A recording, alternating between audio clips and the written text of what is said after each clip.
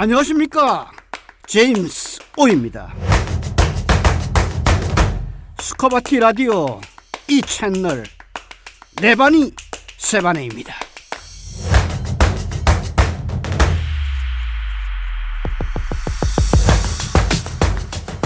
꽃샘 추위가 기승을 부립니다. 겨울이 봄에게 자리를 내주기 싫은가 봅니다. 우리도 내 소나기에 한번 움켜진 것은 웬만해서는 놓기 싫잖아요. 놓을 때 놓을 줄 알아야 행복합니다. 자리를 내줄 때도 미련 두지 말고 쿨하게 내주면 쿨한 인생이 펼쳐집니다. 뻗팅기지 말고 쿨하게 삽시다.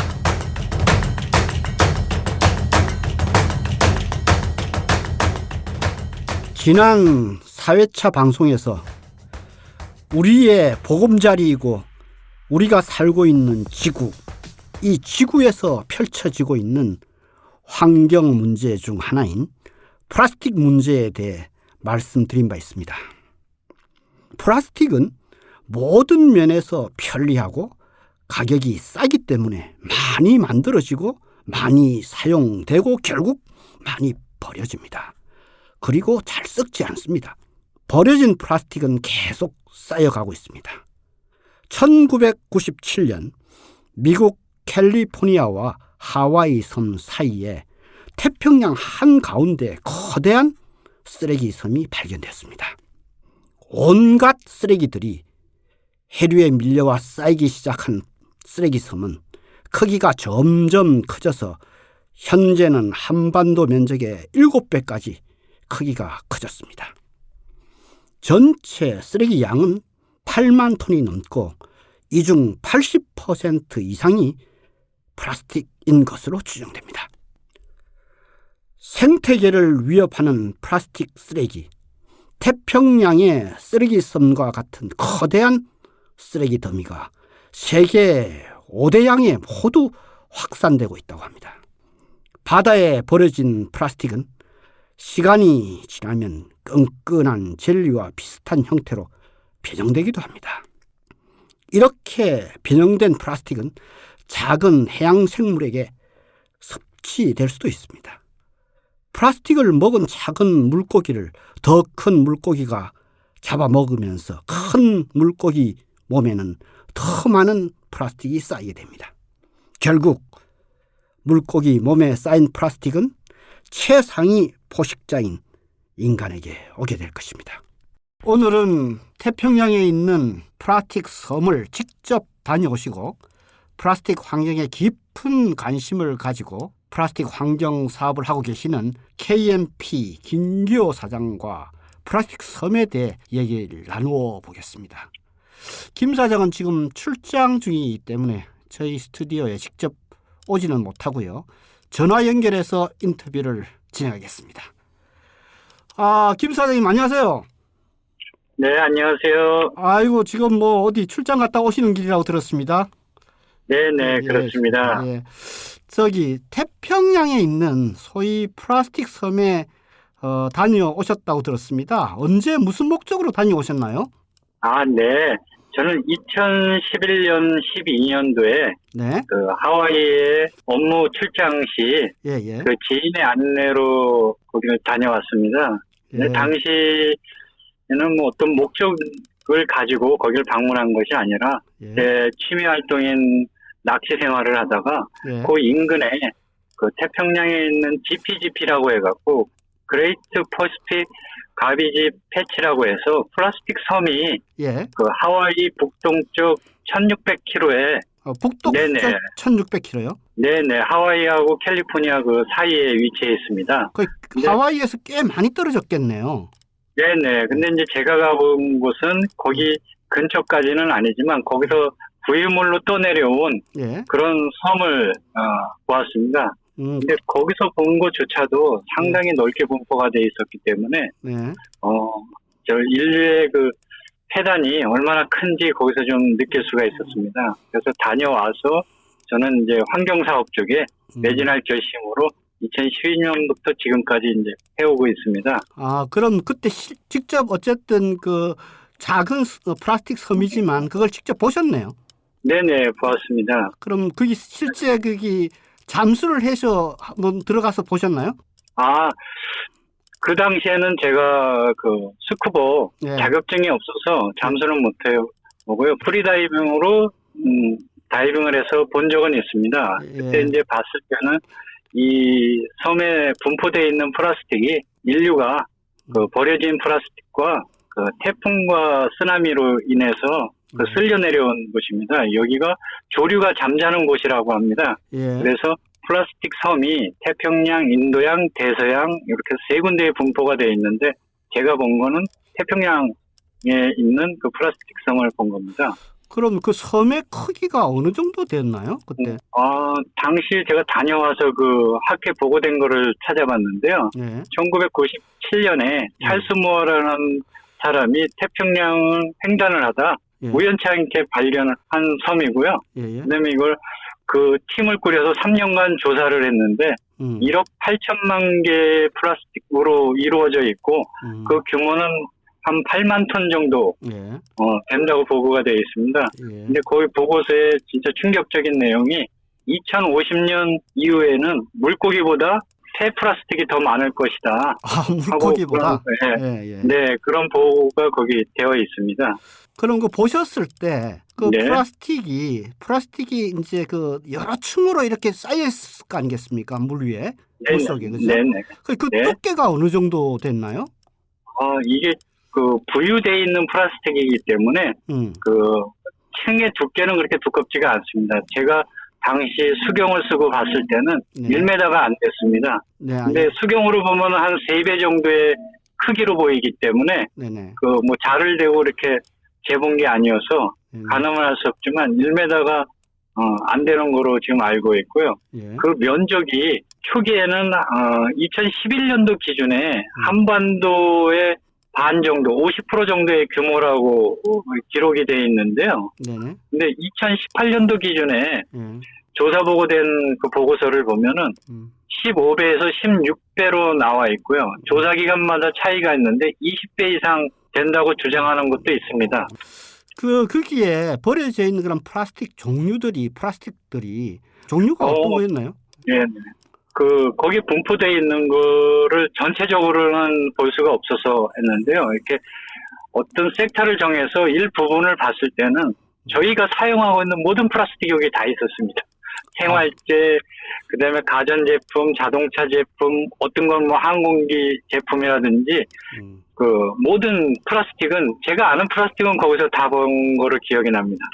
그렇다면은 그 전 세계 회사들이 만든 자기 회사 제품 상표들이 쫙 붙어 있겠네요. 다 붙어 있습니다. 뭐 우리가 마시는 그 생수병은 라벨을 보면 각 나라 라벨이 다 붙어 있습니다. 그러면 그걸 제조한 제조사도 거기에 명기가 다 돼 있습니다. 그렇군요. 그때 이후에 플라스틱 섬 해결을 위해서 어떻게 하면 해결할 수 있을까 해서 다양한 방법들을 마련하고 있다고 들었는데 혹시 알고 계신 사례가 있으신가요? 네, 그래서 다녀와서 이제 저희도 그 많이 좀 찾아보고 계속 이렇게 접하던 차에 2018년도에 그 네덜란드의 보얀 슬렛이라는 18세 청년이 오션 클린업이라는 그 회사를 창업을 했습니다. 본인 이것을 해결하기 위해서 회사를 창업했나요? 네네. 18세 청년이 그 어린 청년인데도 해양 오션 플라스틱을 해결하지 않으면 안 되겠다 해서 이제 창안을 해서 오션 클린업이라는 회사를 창업을 했는데요. 당시 하나로 한 400억 정도의 후원을 받고 그 시스템 001이라고 해서 초기 시스템을 만들어 수거를 시작했습니다. 근데 그게 수거 과정에 상당히 문제점이 많았습니다. 이게 폐플라스틱도 처리가 되지만 거기 있는 수생생물의 생태계 파괴를 같이 초래를 했습니다. 그게 다 걷어들이다 보니 거기에 있는 생태계가 자꾸 뜻하지 않게 파괴되는 그 과정을 거쳤기 때문에 그래서 2021년도에 업그레이드된 시스템 002로 다시 이제 재개해서 지금까지 하고 있고요. 근데 문제는 너무 작은 범위를 하기 때문에 유명무실합니다. 이걸 뭐 거의 4년간 했는데 한 100톤 정도 처리를 했습니다. 실적이. 네, 얼마 안 되네요. 그래서 버려지는 그 기하급수적으로 늘어나는 이 폐플라스틱 이 섬을 생각을 한다면 이건 진짜 미미하고 의미 없는 활동이다. 해서 지금 시스템 03을 이제 2023년도 2분기부터 이제 대체를 해서 하겠다. 근데 이제 이거는 시스템 002의 한 10배 정도 규모가 됩니다. 아, 그랬어요. 돈도 좀, 그럼 기금도 많이 모였겠네요? 그 기금에 대한 거는 보고가 없어서 잘 모르겠는데요. 근데 이제 후원금을 받고 계속 이제 후원을 받는 거로 알고는 있는데요. 거기에 대한 자료는 이제 저희가 알 수가 없고, 그래서 이제 업그레이드된 버전을 이제 올해부터 적용을 해서 이제 처리를 하겠다 해서 이제 했는데요. 그걸 저희 입장에서 이렇게 보면 이게 상당히 이것도 폐단이 많은 부분이거든요. 네. 이 플라스틱이 그 어느 나라의 유역에서 걷어들이는 게 아니라 공해상에서 걷어들이는 플라스틱입니다. 폐플라스틱이 조류가 흘러가다 멈추는 곳은 다 공해상입니다. 어느 국가가 책임지는 게 아니라 그렇죠. 전 세계 공동의 책임을 짓는 그런 부분이라 그래서 UNEP에서 환경분담금 걷는 걸 가지고 처리를 해야 되는데 그걸 지금 어떤 방식으로 처리하는지는 모르겠으나 처리되는 보고자료를 찾아볼 수 있는 자료는 거의 없고요. 그래서 이제 지금 이제 저희가 생각하는 건 오션 클린업 같은 경우는 그걸 수거를 해서 육지로 다시 갖고 나와서 그걸 다시 재처리를 합니다. 그런데 거기서도 또 생기는 여러 가지 문제점들이 있고 사람이 살고 있는 인근에 와서 하면 여러 가지 대기라든지 수질에 대한 문제들도 2차적으로 발생하는 걸로 좀 알고 있습니다.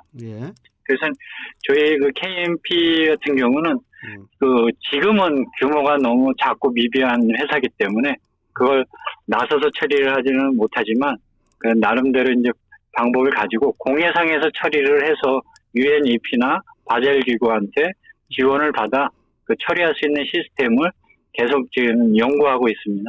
그래서 그거에 대한 아직 뭐 이렇게 공표할 수 있는 만한 실적을 가지고 그 시스템을 가지고 할 수 있는 상태는 아니기 때문에 나중에 기회 된다면 저희가 한번 제대로 된 자료를 가지고 다시 한번 말씀을 드리겠습니다. 그게 이제 아주 특별한 아이디어가 있으신 것 같은데 그게 뭐 노하우가 아니시면 대충 그래도 공해상에서 어떤 방식으로 처리를 한번 해보겠다 그런 것 좀 알려주시면 워낙 많은 기업들이 혹시 이 방송을 들으면 나도 한번 해보겠다 하고 이렇게 혹시 따라올 수 있는 기업들이 나타날 수도 모르니까 한번 얘기 좀 해주시죠. 저희는 공해상에서 그 자체 처리, 그러니까 재생에너지를 자력으로 신규 에너지가 없이 자력으로 할 수 있는 방법을 지금 구상을 하고 있습니다. 그래서 지금 거기에 떠 있는 정도의 플라스틱은 다 순환 자원으로 재사용할 수 있는 플라스틱이라고 평가가 되고 있고요. 그거를 공해상에서 가려서 다시 원료화하는 방식을 지금 구상하고 있습니다. 그러다 보면은 거기에 들어갈 필요한 물이라든지 이 전력이라든지 뭐 이런 부분은 그 자체적으로 해상 위에 공장을 구축을 하려고 지금 준비하고 있습니다. 그러면 이제 큰 배에다가 그 실제 이제 여러 가지 그 설비들을 갖추고 거기서 바다에 떠 있는 그 플라스틱들이 그래도 이제 저 파도 이런 거에 부딪혀서 깨끗하기는 굉장히 깨끗하겠습니다. 네네, 반짝반짝 빛날 정도로 상당히 좀 깨끗합니다. 그러니까 일반 그 자원 순환을 하는 업체들이 가지고 와서 다시 세척을 해도 잘 세척이 안 되는데 이건 쓰나미나 태풍을 거쳐서 왔기 때문에요. 그리고 뭐 수천 킬로에서 뭐 만여 킬로 이상을 그 해역으로 돌아왔기 때문에 상당히 상태는 깨끗합니다. 근데 가장 큰 문제는 저희가 그 이후에 이제 제가 잠수 다이빙 자격증을 받아서 그 실제 다이빙에서 그 수중 속에서 본 이 플라스틱, 침전되어 있는 플라스틱이 가장 큰 문제입니다. 떠 있는 건 보이니까 처리 방안이라도 있는데 심해에 가라앉아 있는 거기까지 오면서 무수히 가라앉아 있는 이 플라스틱에 대해서는 일반 기업이 처리할 수 있는 능력 한계를 좀 벗어나는 것 같습니다. 그 최첨단 장비가 필요할 것이고 그거에 대해서는 조사를 한 다음에 그다음에 처리 방안을 해야 될 것이고요. 그다음에 부유되어 있는 플라스틱은 저희 같은 업체가 처리를 할 수 있는 능력이 되지만 침전되어 있는 플라스틱은 저희가 처리가 할 수가 없습니다.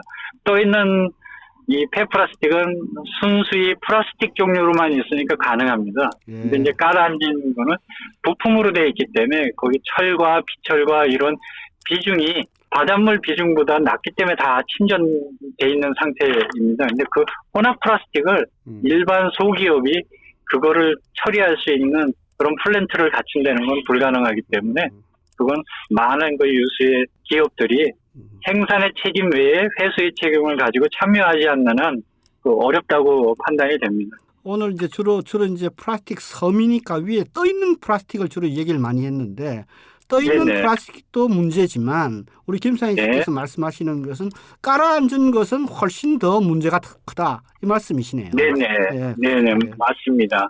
그 심해 10,000km 이하로 내려와 있는 그곳에도 우리가 쓰고 있는 생활 플라스틱이 다수가 깔아앉아 있는 거를 보고가 되어 있는 게 있습니다. 잠수정에 내려가서 그 찍어온 사진을 보면요. 근데 그런 게 가장 문제인 것 같고요. 침전되는 수량이 기하급수적으로 늘어날 거라고 생각을 합니다. 왜냐하면 부유되는 플라스틱이 기하급수적으로 지금 늘어나고 있기 때문에 반면 침전되는 플라스틱도 같이 증가할 거라고 생각합니다. 네, 참 이게 우리 저 플라스틱 하시는 분들 여러 가지 참 이 많은 생각을 가지고 함께 힘을 합쳐서 이 플라스틱 해결을 하는데 앞장서야 되겠습니다. 오늘 출장 시간인데도 불구하고요. 이렇게 시간을 내주셔서 감사하고요. 우리 김 사장님께서는 앞으로 지속적으로 이 플라스틱 해양 플라스틱뿐만 아니라 플라스틱 환경 사업에 매진을 하셔서 좋은 성과를 이루기를 그렇게 기대해 봅니다. 오늘 인터뷰 감사합니다. 네, 감사합니다. 네. 태평양의 거대한 쓰레기 지대, 플라스틱 섬이라고도 불리우는 이 지역은 전 세계 바다에 버려진 부유성 쓰레기들이 원형 순환 해류와 바람의 영향을 받아서 응집된 지역입니다. 지식 채널에 따르면 태평양뿐만 아니라 세계 바다에서 발견되는 곳을 다 합치면 지구 표면의 약 25%에 달한다고 합니다. 바다 쓰레기 문제가 한 나라만의 문제가 아니라는 것을 잘 보여주는 예입니다. 플라스틱 쓰레기를 줄이기 위해서는 세계 모든 나라의 사람들이 함께 노력해야 합니다.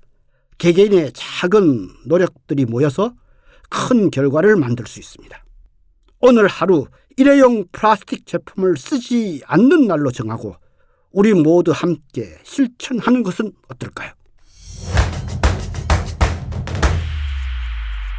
오늘은 네바니 세반의 방송을 시작하고 처음으로 전화 인터뷰를 시도했습니다. 방송 프로그램의 운영 방식이 훨씬 폭 넓어질 것 같습니다. 해외에 계시는 분들도 인터뷰를 할 수 있으니까 글로벌한 사업 얘기를 전해드릴 수 있을 것 같습니다. 많은 기대하시기 바랍니다. 자, 오늘 저녁 8시 50분 수가바티 라디오 이 채널 사이사이 문득문득 방송이 있는 날입니다. 주련의 메시지를 음미하시면서 유익하고 즐거운 밤 보내시기 바랍니다. 8회차 네바니 세바니는 여기까지입니다. 제임스 오였습니다. 내가 바뀌니 세상이 바뀌네.